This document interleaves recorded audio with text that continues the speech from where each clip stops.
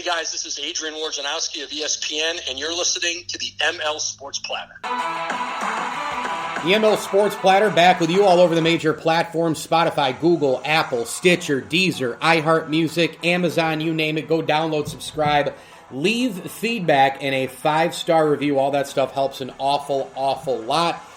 Hey, we're brought to you by Bryant and Stratton College, Welch and Company Jewelers, and our awesome, awesome friend, Matt Graham at State Farm. Get a free rate quote today from Matt Graham. If you're in and around Central New York or the great state of New York, go visit SyracuseInsuranceAgent.com or call them up, 315-455-FARM. That's 315-455-FARM.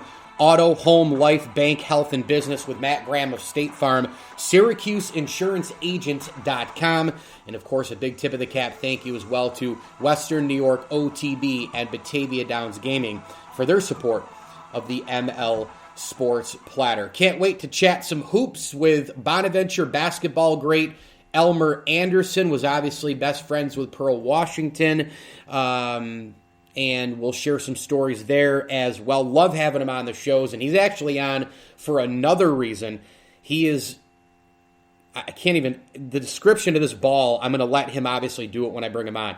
But he's got a basketball that's been up on social media and up for sale that's signed by some basketball folks that you're going to, trust me when I tell you, you're going to want to get involved in the bidding for this. Elmer Anderson had just an unbelievable career at St. Bonaventure, and let's bring him in now. Elmer, what's up, buddy? How are you? Go Bonas. I'm fine. Yourself, Mike? Doing okay. Part of the reason why I'm bringing you on, obviously, I know we were Facebook messaging leading up to this, is you've got some kind of prized item that's up for sale in the basketball world. Why don't you, I'm just going to give you the floor on this. This is incredible, this piece. Well, one of the things, first, I would like to say I was fortunate enough to have this. This is a 2016 NBA All-Star basketball, which was signed, which was signed by numerous NBA All-Stars and future Hall of Famers, and none more popular than at this time than the late great Kobe Bryant. And the ball was the first time the NBA had actually played an NBA All-Star game out of the United States, and it was played in Toronto, the beautiful Toronto, Canada. Canada. And one of the things that makes the ball so special is one, it being the first time in another country, but more importantly, it being the last All-Star game that Kobe Bryant played in, and it was a spectacular event. And so to have this ball in my possession, signed by Kobe, LeBron, Curry, Westbrook, Durant, Harding, CP3, PG13, all of these, Carmelo, Dwayne Wade. It's pretty good. It's a pretty good, pretty good basketball. And the thing is when I had it since 2016, of course, and it was just sitting in my storage unit. Sure. And I went in the storage unit to get something else, and I'm like, what is this? And I completely forgot I had the ball. Completely forgot. So my thing is, I've never been one to, collect items and things of such. I know that it's a huge business now and everything, and I just felt compelled to put the ball up. It was difficult, but I just thought maybe it would be better in the hands of someone who can cherish it, maybe a little bit more than myself and everything. Not that I don't respect it, but it's just that I know that there are those who like to collect items and things, and the only collection of anything I have is from my playing days at St. Bonaventure, and that's scarce. But the ball, again, is a special ball, and have it signed by Kobe. It's currently on Golden Auctions and everything. Anyone who goes to Golden can just simply type in NBA All-Star basketball signed by Kobe Bryant and LeBron James, and they'll be able to see the auction just went up and everything. So, again, it's a great ball. It's a beautiful ball. It's the money ball, actually, from the game. Wow. Which they use to play, to do the 3-point shooting contest. No kidding. It's also the money ball. Yeah. No way. It's the money ball and everything. So, jeez. So that right there in itself, makes the ball special and gives significance to it. So I'm excited. We all are excited about it and everything, and hopefully someone will bid on it. A few people will bid on it, and we'll see where it goes and everything. I think the bottom line is the Hall of Fame is coming up, the induction of the 220 inductees, and leading that is our late, great Kobe Bryant. So to have the ball ready for the Hall of Fame in terms of available for auction at this time, I guess you can say it comes at a great time. Yeah, no doubt. Timing is everything, and the lot does close on May 23rd at 10 p.m. Yes. For the initial bids. You can go to goldenauctions.com. And by the way, for you collectors out there, it is JSA authenticated. That's the number one authentication in sports memorabilia. And as you talked about, the authentication part and having it, forgetting about the ball, by putting it up there, and we're going to get into where, you're hoping some of these funds go once this ball is sold, Elmer. But the reality is you got into a different world, didn't you? Once you posted, you didn't have any idea how enormous sports collectibles really were. No, I really didn't. And when I started looking at the memorabilia and looking at all the things that go with it, and I realized, wow, this is real popular. I remember when I went to get it authenticated, actually, at JSA, and as I'm sitting there, someone comes in with a Jackie Robinson. Two elder parents come in. Their son had left behind that he had a Jackie Robinson baseball signed by himself, and I believe Roy Campanella. So I was saying to myself, I'm like, wow, this is like a really, really big business. And while I was in there, I'm seeing all the various, different cards and uniforms and things of such hanging up. JSA did a great job. They took their time. It took almost a month. They took a month, fully authenticating everything and the signatures and all. So I definitely appreciated that and everything. But this business is certainly a huge business. And one of the things, as you mentioned, the funds, a lot of the proceeds will be going to various things in my community. Sure. Like, to get uniforms for our youth basketball league, since this is going to be the first time. Remember last summer, the summer leagues were dismissed because of the unfortunate pandemic, because of COVID. So this is I guess a coming out party for everyone. So, we're trying to just get uniforms for the summertime so the kids can enjoy in our community here in Brooklyn. So, and then also, Mike, I'm going through something right now, personally with, I was diagnosed with cancer, in November. So some of the proceeds, that's why I'm hoping that it does well. Some of the proceeds I certainly will find the place that fits best, where I can send money in for cancer research and things of such. So it's basically, I've done a ton of fundraisers in terms of helping others when they wanted to do fundraisers for cancer and everything. I never thought that I would myself end up being diagnosed with this horrible disease. So the ball itself, it can attribute to a lot of things if it does well and everything with the auction. And it's difficult. It's difficult dealing with this cancer, dealing with the daily grind of life.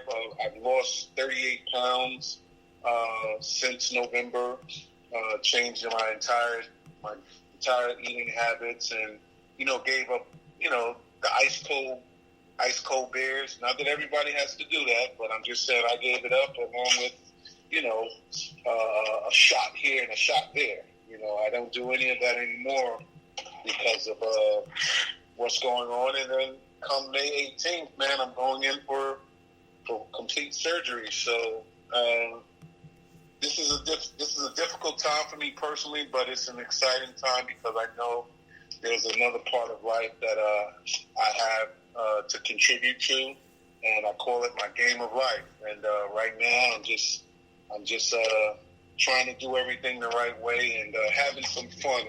And it's exciting to have a piece of property that's going up for auction under a beautiful man's name, outstanding basketball player, great father, great husband, and everything. And beloved, by so many in Kobe Bryant. And I was skeptical at first of putting it up for auction, for all those many reasons. But I said, you know what? Someone else deserves to have this, and they can cherish it probably a little bit more than I can and everything. So, and you only live once. So there you go, man. Well, it's awesome. Elmer Anderson with us, the Bonaventure basketball great, with his terrific basketball that's up for auction right now at goldenauctions.com. JSA certified, signed by the likes of LeBron, Kobe Bryant, Steph Curry, Kevin Durant. The list goes on and on and on. Make sure you go visit goldenauctions.com. And we're all pulling for you, man. I know you're going through a ton. I've tried to stay in touch with you as much as I can and send positive vibes and whatnot. And one of the things that has probably helped you a little bit recently is, St. Bonaventure had another killer year, man. I mean, let's be honest. They win the A-10 regular season. They win the tournament. I know you and I were going back and forth. The alumni pages were blowing up. They make the NCAA tournament. I know they had a tough game against LSU. They just couldn't make anything in the beginning. They just couldn't get anything to fall. But through the year, you must have had a wild time watching that and super excited. And by the way, could you imagine what the RC would have been under normal circumstances? Forget about it. When I watch some of the other teams that were playing in the NCAAs, and I saw how their fan base was, set up in their gymnasium arenas and everything. My whole thought was, hey, listen, the Raleigh Center would have been rocking. It would have been a serious, party up in there, and the players would have felt that vibe from afar, all the way in, for the games and everything. But they made us very proud. I know they made me proud. I've always been, proud to be a Bonnie and everything. It's funny because that's my mother's name. So, so how ironic. But she swears that I chose St. Bonaventure because her name was Bonnie and everything. So, I let her rock out with that one. There you go. Yeah, you can't argue anyway with her, right? I mean, come on. But definitely Coach Smith has done a great job, and we should feel blessed that we continue to keep him because I know there are many, other schools that probably wanted to get at him, and I think he's happy where he's at, and we're happy to have him and everything, and he knows, there's no love like Bonaventure love. Once you're loved by SBU, it's forever, man. It's forever, ever. No doubt. No doubt. I just had Mark on my show, man, and he's just such a great interview, and he explained why he hasn't left Bona, for Power 5 and BC, and how it has to be right. And to be honest, Elmer, I don't ever remember, and I'll close with this because I know you have to go, but I've never in my time, I mean, when I went to school there, they were really, really good under the Jim Barron years. they've had, the Stith years, the 77 NIT, Lanier, blah, blah, blah. But I don't know if the school has ever had a year upcoming where the hype has been this way. I mean, the early season polls, top 15, top 20, no more than top 25. You got everybody coming back. The trio of juniors, they're all coming back. And they've added other pieces with the transfer portal, and the freshman class is going to be really good. How do you think they're going to handle the hype is the question. Well, I think they're going to handle the hype quite well because they've been together and building collectively for the past 3 years. Yeah. So it's something that's going to be a smooth transition because they know what it took to get to where they're getting the attention, and more importantly, they're not going to let it, because they're seniors now, and they're not going to let it overwhelm them. And I think they're going to do fantastic. I think more importantly, we as fans and alums, we're going to be, real demanding in a sense, but we also have to be understanding that, again, they're young men, and they're giving us a ride for our lives right now in terms of the success or the level for which they're at right now. So it's a beautiful thing to have, and I'll tell you, man, it's when I look at teams and you find teams that are senior Latin, where they know how to win, and they went through a struggle together, and now they're here. Yeah, it's going to be a beautiful thing. I think they're going to do quite well, and as long as the transfers come in and buy into the program, but I know Smitty's not going to bring anybody in that's not. I'm sure he was crystal clear, about roles and responsibilities and everything. So, those guys that are coming in, it's good that they're going to be coming in to battle for playing time because you don't want anybody on your bench that's not interested in playing time. So, I think they're going to do all right. I really love our defense, and I love the fact that he lets them rock out offensively. And I think I'm happy. If you're happy and clap your hands. And I'm clapping because I know the Bonaventure family around the world is going to be sky high for our boys this coming seaon. See, I thought when you said back to the crowds. Yeah, I thought when you were about to do when you were. I thought when you were like, I'm happy. When you're happy, clap your hands. I thought you were going to do the Bona clap, right? Yeah. Oh man. Yeah. Listen, yeah. Those claps along with our band was always synonymous with with great basketball and everything. Win or lose, they were there. Yeah, we're everywhere. I played in a golf foursome a couple of weeks ago, and inside my foursome I had a Bona grad, and then we saw a few other foursomes and chatted. And Ryan, I played with Ryan Steele, and he said to me, "Oh yeah, he went to Bona. I said, "We're just a golf foursome on a random weekend Saturday, right? And there's 4 or 5 people from Bonaventure. For being such a small school, man, we are all over the place, Elmer." Yeah, hey, listen, I was at a place on Fifth Avenue up the street from the Barclays Center. Okay. And, I went to support, and 2 years ago, or 3 years ago, when we had the Atlantic 10 tournament, at Barclays, yeah, our school rented out a place,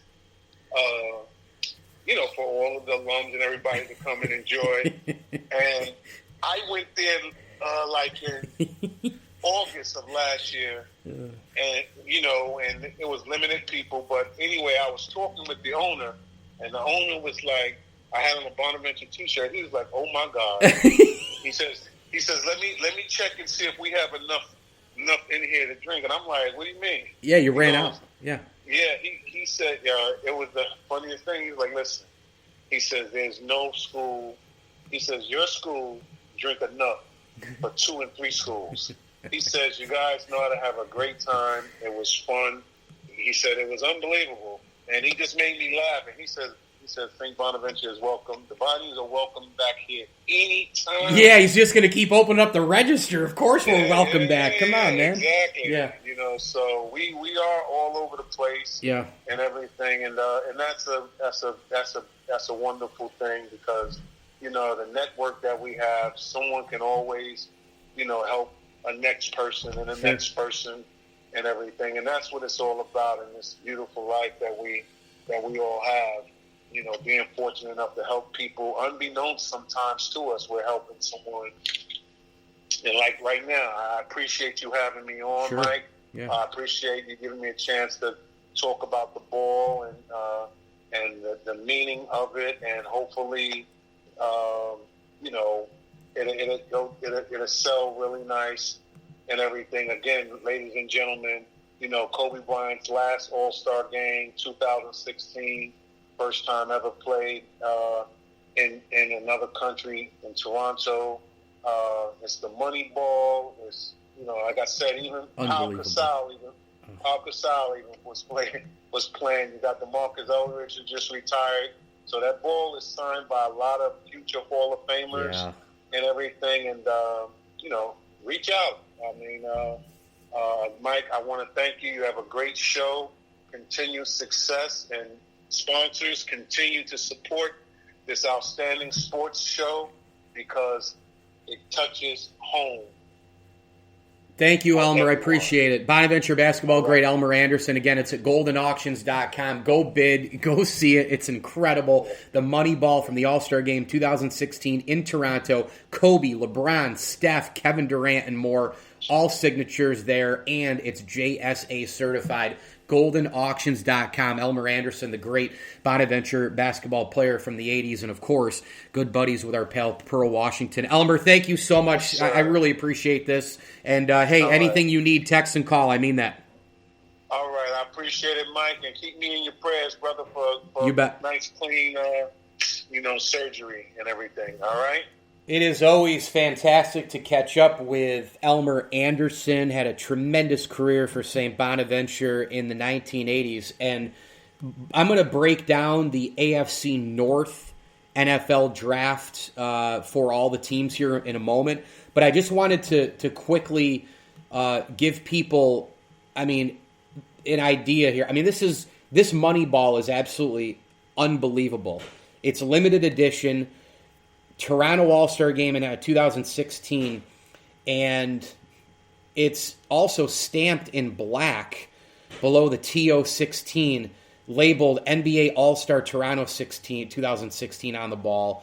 And, we're dealing with some autos here, man, that are, it's absurd. It's absolutely absurd who signed this. Kobe Bryant, LeBron James, Kevin Durant, Steph Curry, Carmelo, Isaiah Thomas, James Harden, Al Horford, Kyle Lowry, John Wall, Dwayne Wade, Russell Westbrook, Kawhi Leonard. Go get it. goldenauctions.com. Proceeds will go to cancer research and a bunch of the different things that Elmer is a part of in terms of basketball in New York, uniforms and shoes and different equipment needs for basketball in the Brooklyn and New York City area. ML Sports Platter is brought to you by our great friends at Stanley Law Offices and Brian Conboy of Mass Mutual, New York State. Tax-efficient retirement planning today with Brian. Go with him at advisors.massmutual.com. That's advisors.massmutual.com. He's also available on Instagram, on LinkedIn, and on Facebook as well. So make sure you reach out to Brian today for your financial future, whether you have a youngster going to school, you're looking to retire, whatever the case may be. Definitely head on over to advisors.massmutual.com. Super, super awesome stuff by so many teams as far as the NFL draft. I just thought a lot of teams really had good to great to elite drafts. I mean, from the Jaguars to the Jets to the Dolphins to the Cowboys. I mean, I don't know if a lot of teams, well, there were a couple, I think, that probably had bad drafts when you break it down, but I don't know a lot of teams that had horrendous drafts. And I think the same can be said for the teams in the AFC North. And let's break down the AFC North teams and kind of recap their draft a little bit here. We'll start with the Ravens. I love the first pick. Rashad Bateman. He's NFL ready. He's a high-level route runner. Played at Minnesota. Big-time competition of the Big Ten. He can break tackles. Great in the open field. Awesome size and hands. 6 foot 190.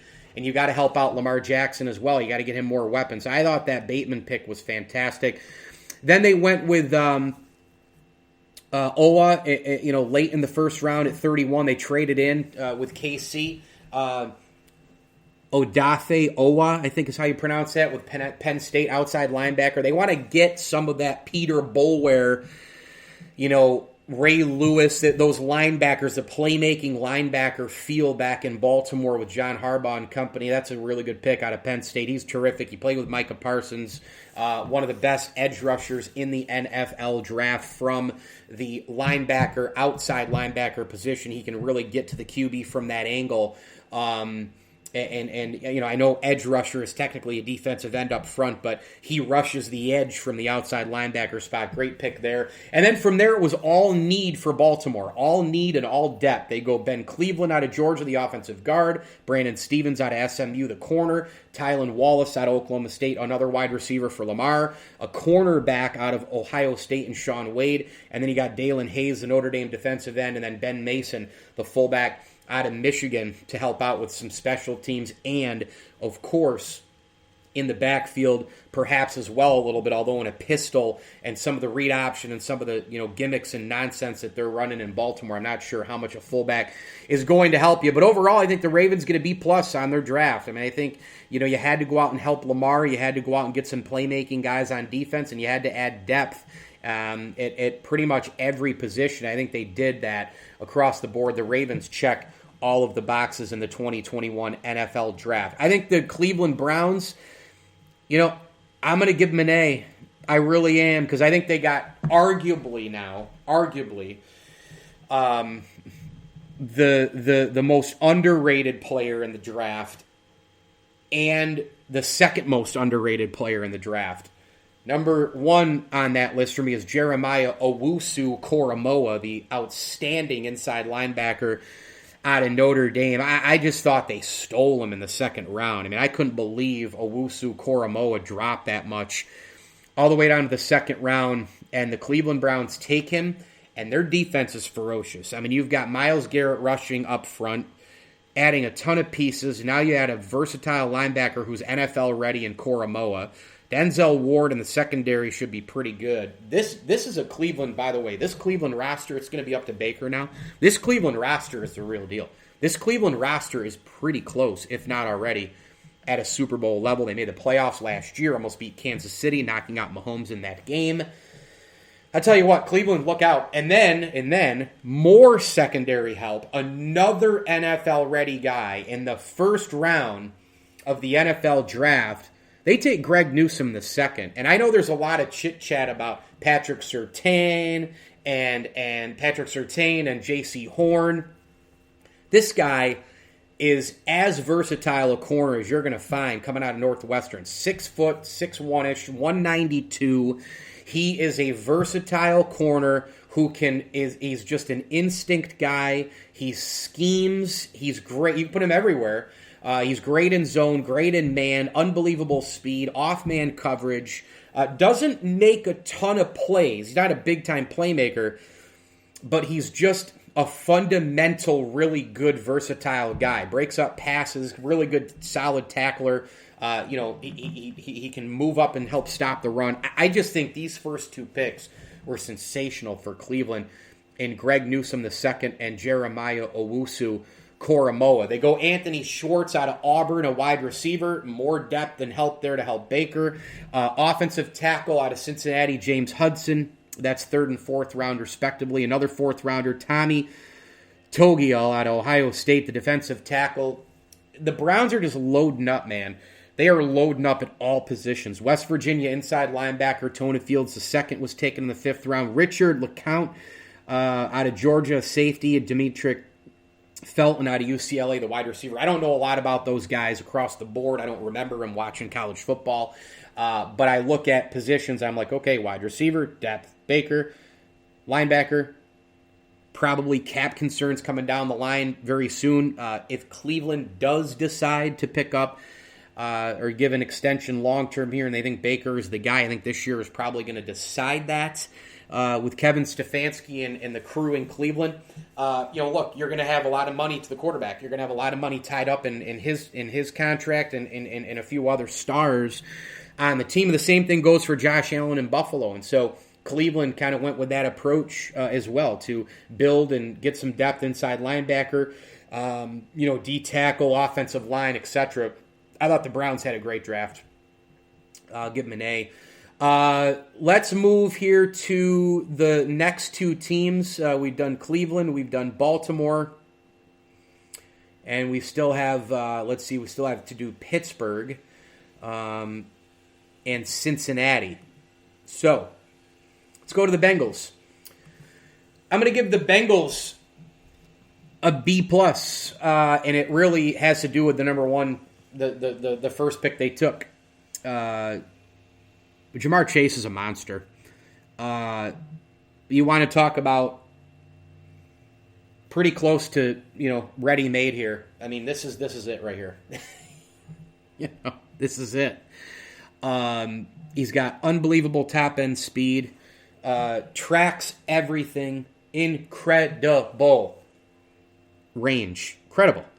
Unbelievable hands. And he's a nightmare to cover. I mean, he's 6 foot, 205 pounds. Torches man coverage. The upside is through the roof. And, he played college, set those big-time records in the LSU offense with one Joe Burrow, and now he's going to go catch passes from a guy who he's familiar with. And by the way, I loved the theme in the first round with franchises taking a weapon, a wide receiver, and pairing that wide receiver with a former teammate from the college days. I love that. I think it's a great, great idea. No doubt about it. I mean, I just thought it was super, super smart of teams to do. When you think about Miami, doing it with Jalen Waddle to pair him up with Tua Tagovailoa, it was a smart move. And then you have Jamar Chase going to Cincinnati. I thought that was just an awesome move as well. So, lot of good moves. A lot of good moves by a lot of teams. Really respect the strategy by a lot of clubs, and Cincinnati included. I mean, I think that there were, a lot of people who thought that, well, hey, you got to take Penei Sewell, right? You got to protect Joe Burrow. Yeah, I think they would have been good with either pick, but man, I like Jamar Chase here. I really do. I think Jamar Chase is going to be instant impact even more than Penei Sewell. I really do. Now, does Burrow need protection? Of course he does. You don't want to see him go down with injuries, but goodness, you can't pass up Jamar Chase. I mean, he probably is the best wide receiver in this draft. I know that Jalen Waddle and Devontae Smith, and there's another one, by the way, in Devontae Smith from Alabama going to Philadelphia and reuniting with Jalen Hurts, but they might have a bone to pick about that argument. But Jamar Chase, and when you look at the 6'1", 205, the build, the blend, the size, the speed, torch and man coverage, just a matchup nightmare across. I don't know how you pass up Jamar Chase. I just don't. Penei Sewell, really, really good. But if you really, if you really know, offensive line play and all the rest, I think you can find somebody there to protect. Again, it was a hard pick because I think Penei Sewell and Jamar Chase both jump off the page as bona fide NFL, Pro Bowlers for years to come. But I'm all in on the Jamar Chase pick. I really am. And by the way, they still went offensive tackle with Jackson Carman, who's really, really good out of Clemson in the second round. So that's the Bengals. You know what? I'm going to give them an A, actually, in this draft, because I love the first 4 picks for Cincinnati. They needed help. They wanted weapons. They want support for Joe Burrow. You got to surround Burrow. You got to surround Baker. You got to surround Allen. You got to surround Lamar. You got to surround all your quarterbacks, right? All the quarterbacks who are out there. There isn't one quarterback who's won a Super Bowl who's had 0 weapons. Most of them have had Hall of Fame wide receivers or, good to great players, elite for a short amount of time. They've had really awesome offensive line. It's a team sport. It's a big deal. The quarterback position is the most important position, hands down. But by the same token, you can't do it on your own. It's kind of like LeBron in the NBA. LeBron by himself, he might be able to get you into the playoffs and win some games. But can you win a championship if you don't have Anthony Davis, if you don't have Kevin Love and Kyrie, if you don't have, right, Dwayne Wade and Chris Bosh? You got to support your guys. You got to support your main player. You got to support the most important position. That's the other half of it. And that's what Cincinnati did. I mean, you get Jamar Chase, you get Jackson Carman, and then they had some major needs. That defensive pass rush is brutal, and they're going to go after Lamar Jackson. You got to go after still Big Ben for another year. You got to go after the Cleveland offensive weapons and try to stop the run, and Nick Chubb and Baker Mayfield and play action. They went out and got 2 defensive ends in the 3rd and 4th round, respectively. Joseph Osai from Texas and Cameron Sample from Tulane. Love those picks.